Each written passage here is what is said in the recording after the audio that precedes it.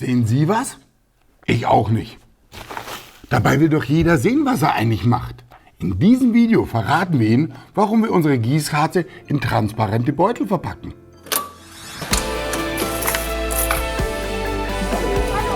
Willkommen in der Hellermann-Theiten Akademie, dem Workshop für echte Profis. Wenn Sie zum ersten Mal auf unserem Kanal sind, dann drücken Sie auf Abonnieren und auf die Glocke, damit Sie in Zukunft nichts mehr verpassen, um Ihr Kabelmanagement zu optimieren. Heute mit dem Thema, warum wir unsere Gießharze in transparente Beutel einpacken.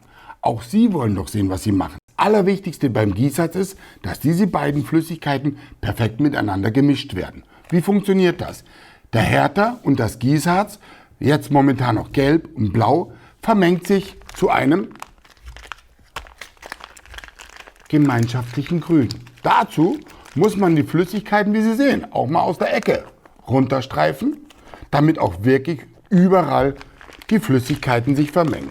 Aber Sie sehen, mit dem transparenten Beutel, jetzt wird es langsam schon ein bisschen grün und ich sehe ganz genau, wo ich noch aus der Ecke Material rausstreifen muss, wo es noch nicht vermengt ist und kann kneten, bis ich das perfekte Farbergebnis erreicht habe. Ich habe da mal was vorbereitet. Wenn Sie also ausreichend lange geknetet haben, entsteht dieses neue Relikon-Grün.